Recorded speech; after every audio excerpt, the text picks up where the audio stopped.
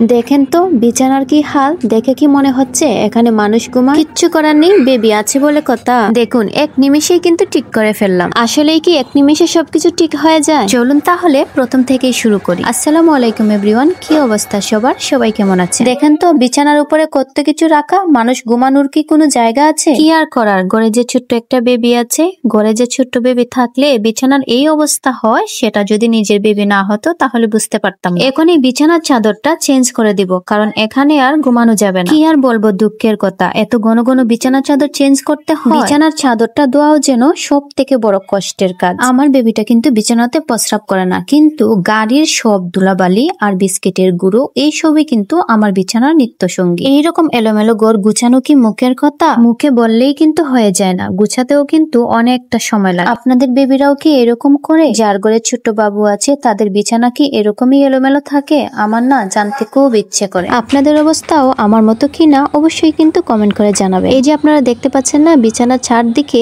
এভাবেই কিন্তু বিছানার চাদরটা আমি বেশি করে তুষকের ভিতরে ঢুকিয়ে রাখি, তারপরেও কোথা থেকে যেন এইগুলো আবার বাহিরে চলে আসে। পরবর্তীতে কোনো এক সময় আপনাদেরকে ভিডিও করে দেখাবো আমার বিছানার উপরে কি কি থাকে। এই গরমের মধ্যে বিছানার চাদরটা ঠিক করতে গিয়েও যেন গরমের মধ্যে একদম হাঁপিয়ে গেছে। কাজ কি এখানেই শেষ? না, এখানেই শেষ না, এখন আবার বালিশের ভিতরে খাবারও ভরতে হবে। এই কাজগুলো প্রতিদিন করতে করতে এখন না আর করতে মন চায় না, সবকিছুই যেন এখন বিরক্তিকর লাগে। কি করব বলেন, বিছানায় যে ঘরের আসল সৌন্দর্য ধরে রাখে। বিছানাটা এলোমেলো হলে মনে হয় পুরোটা ঘরই যেন এলোমেলো হয়ে আছে, আর যদি বিছানাটা দেখতে সুন্দর থাকে, গুছানো থাকে, তাহলে ঘরটাই যেন সৌন্দর্য ফুটে ওঠে। তাই তো আমি সকালে ঘুম থেকে উঠে আগে বিছানাটা ঠিক করি, অথবা যে কোনো সময় ঘর যখনই এলোমেলো থাকে আমি আগে বিছানাটা ঠিক করি, কারণ এটাই হচ্ছে একমাত্র আরামের জায়গা। সারাদিনের সব ক্লান্তি এক নিমিষেই শেষ হয়ে যায় যখনই বিছানাতে মাথাটা রাখি। এই তো বিছানা করা আমার প্রায় শেষ, এখন আমি সুন্দর করে চারদিকটা ঝাড়ু দিয়ে ঝেড়ে সব ময়লা ফেলে দিচ্ছি, আর কোনো জায়গায় যদি খুঁজ বা বাজ হয়ে থাকে তাহলে সেটা সুন্দর করে ঠিক করে নিচ্ছি। দেখেন তো বিছানাটা দেখতে এখন কত সুন্দর লাগছে,